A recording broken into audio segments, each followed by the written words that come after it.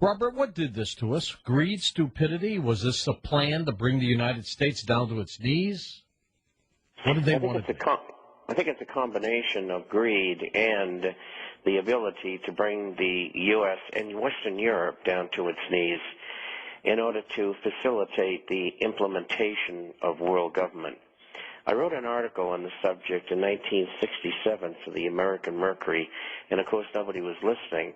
I figured out that in order to do what they wanted to do with the least amount of difficulty, this would be the way they would do it, preceding it by using free trade, globalization, offshoring, and outsourcing.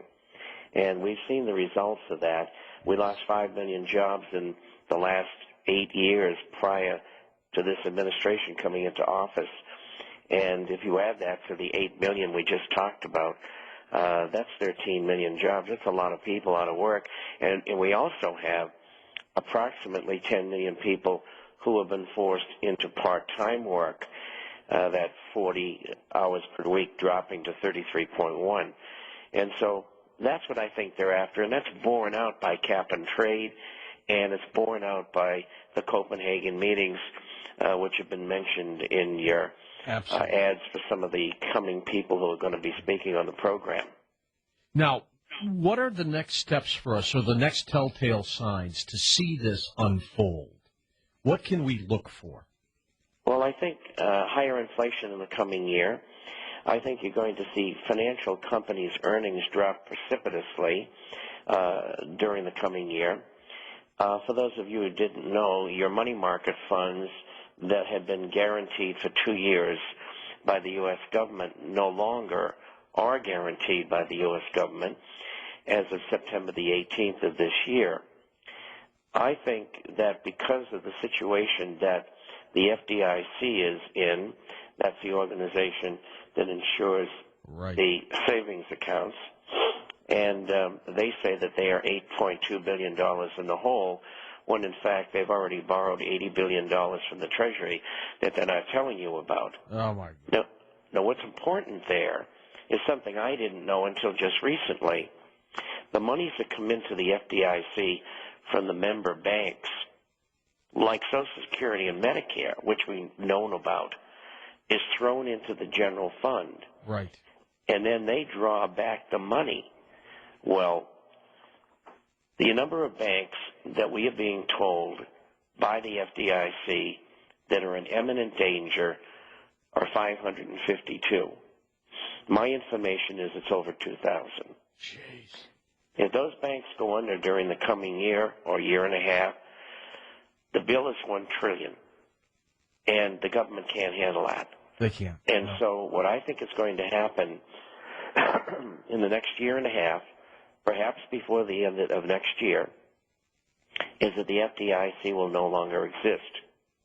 I also believe, from my own studies as well as what I'm getting out of the Fed meetings that most people don't pay attention to or don't even have access to, I think there's going to be an official devaluation of the U.S. dollar.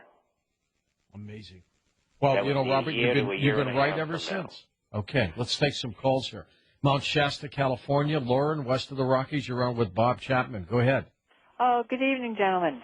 Mr. Chapman, I listen to you on Gold Seek Radio also from time to time, so I'm a little familiar with what you have to say, but I'd like, if you could, just give some advice for people who, don't hear you all the time on how the average person can prepare for the future, what's coming, how we should invest if there is a big devaluation, where we could live.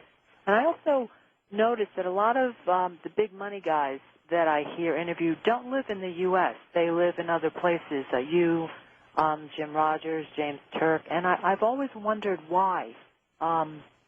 Why you don't live in this country, why they don't live here, and what would be the reason for that? Well, first of all, I had a person I had to call yesterday who was a subscriber, and I call everybody who asks. They email me, and then I call them.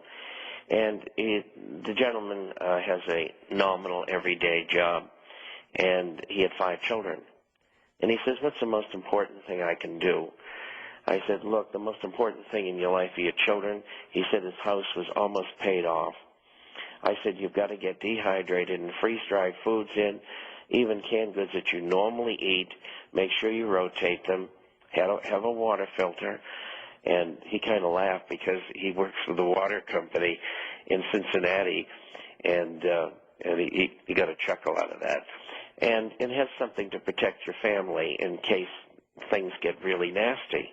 And I think those are the most important things that people can do for their families. If they have money beyond that and they want to invest as gold and silver coins and shares, which I like, and for people who have lots of money and don't want to be or have it all in one place, I like Canadian and Swiss franc treasuries as opposed to being in U.S. treasuries, because I think the dollar is going to go down in value. As far as living outside the United States is concerned, I have a long history of living.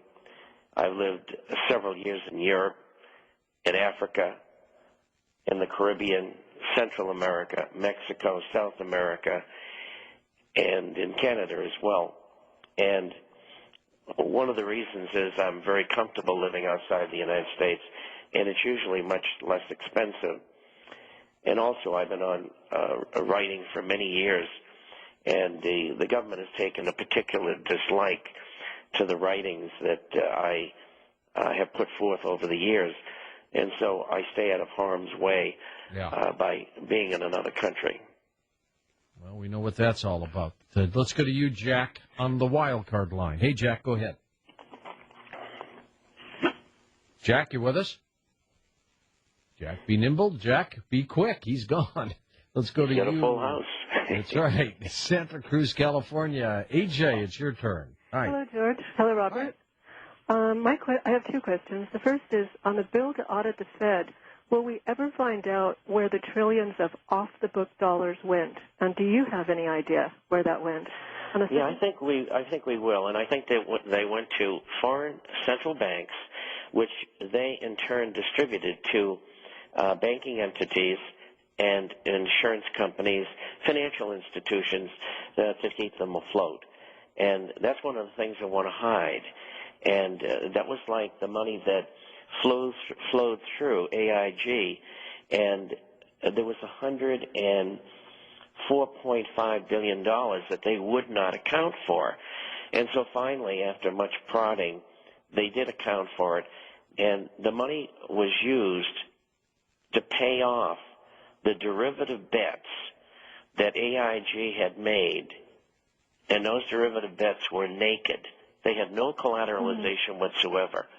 And so in order to keep Goldman Sachs, J.P. Morgan Chase, the Bundesbank, and many others from taking large losses, which would have jeopardized their financial position, the Fed took the money, created it out of thin air, and siphoned it through AIG secretly in order to bail these people out. But there's a lot more to it than that. I mean, you go into the swaps. Swaps is when, in March, the Federal Reserve created $500 billion, snapping their fingers. The money went to 5 major European countries' banks. They, in turn, gave their currencies to the Federal Reserve. And, of course, this is all done via bookkeeping. Mm-hmm. And the Fed takes the foreign currencies, and when they want to manipulate the dollar, like they are right now, they sell the foreign currencies, the 5 big ones, into the market, suppressing the value of those currencies and making the dollar go up. Now, that's artificial. It can't last too long because that market is $4.3 trillion a day, of which probably $2.5 trillion in dollars in trading on the foreign exchange market called Forex. On the other hand, the money which was received by the 5 governments, central banks, is being used to go in and buy treasuries at the auction by the U.S. Treasury. And that's why the figures of indirect participation, which means foreign central banks, has continued to rise over the past several months because that's what they're doing. So in essence, the Fed is subsidizing the Treasury and at the same time keeping the dollar from crashing.